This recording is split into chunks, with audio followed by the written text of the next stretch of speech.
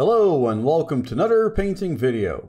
In this video I'll be painting a Demon Prince of Khorne. I'll be using the new Demon Prince kit, which is amazing.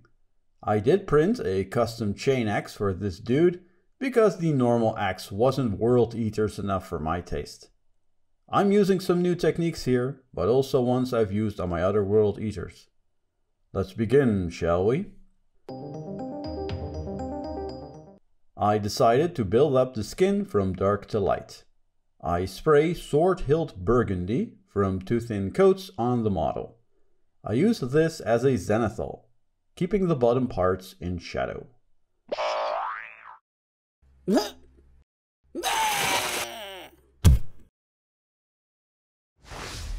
I really like the burgundy undertone here. I layer the skin with Bugman's glow. I cover most of the skin, but I keep the burgundy in the recesses. On top of that is Cadian Fleshtone. I keep the paints I used here a little watered down, so they blend a little bit with the underlying colors. I further highlight the skin with Kislev Flesh. I focus on parts of the skin that are hit by light, so my layers keep getting smaller. I highlight the skin with Flayed One Flesh, focusing only on the most raised areas. I shade the recesses of the skin with Berserker Bloodshade to make the shadows a little bit darker and blend them with the skin itself. The demonic growths on the model I shade with Khorne Red Armor to give them a little bit more of a sickly look. The skin is nice and bright. What I learned by using the burgundy as a base coat was that it really brought the model together. All areas of the model will be slightly colored by the burgundy undercoat. It's subtle, but it has a really nice effect. The armor is layered with Khorne Red. I add the paint in a stippling/feathering motion and make sure the burgundy undercoat is still showing by all the edges. I stipple on Evil Sunz Scarlet. Stippling gives the armor a rough looking texture and helps blend the different colors together. The gradient will look rough and sketchy, but I personally really like the look of that. On the brightest parts I stipple on Wild Rider Red to act as the final highlight. All the edges of the armor are shaded with a mix of Nuln Oil and Druchii Violet. It's important when highlighting red to not go completely orange, or the armor will lose its red hue and will be red as orange. This red is quite bright, but it works well with the next step, because I'm going to do... All the metal parts on the model are painted with Iron Warriors and shaded with Vallejo Dark Wash. Next, I'm base coating all the brass on the model with Balthasar Gold. Take your time with this step as it may take a while. I roughly highlight the brass with Runelord brass and shade the brass with Seraphim Sepia. Finally, I highlight both the metal and brass with Canoptek Alloy. This lovely highlight color sits nicely between silver and gold and is very useful. Well, this is a bit of a repeated step from all my other World Eaters videos, but you know, it's always a first for someone, right? Next, I'm going to focus on some details. All the leather straps and tabard are painted with Dryad Bark and shaded with Agrax Earthshade. With Gorthor Brown, I add some highlights. I also use a stippling motion here to add some texture to the leather. To make the leather look even more worn, I highlight with Carroburg Stone, This adds a nice aged effect. The Chainaxe covering is painted with Black Templar. This will darken the metal, but it will still shine through. Any details I want black, I paint with Black Legion. I'm mostly focused on the myriad of tubes and hoses running from the armor. I highlight with Storm Vermin Fur. And highlight again with Dawnstone.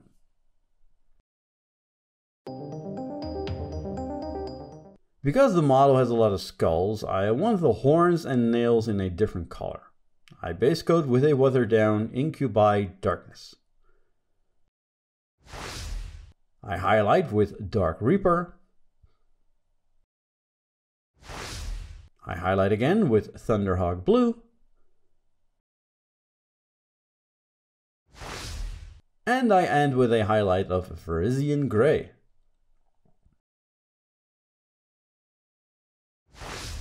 These bright horns everywhere add some variety to the model, and the horns help frame the face a little bit. All the skulls on the model are base coated with Screaming Skull and shaded with the excellent Skeleton Horde. Then I highlight them again with Screaming Skull.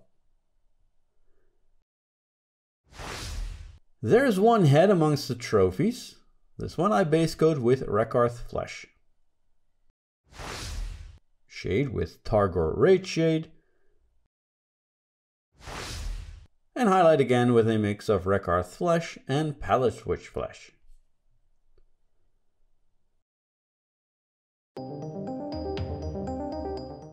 There are some elements I want to apply a glowing effect to. First, I paint these areas with Wild Rider Red. And shade them with Carroburg Crimson to set the darkest color for the recesses.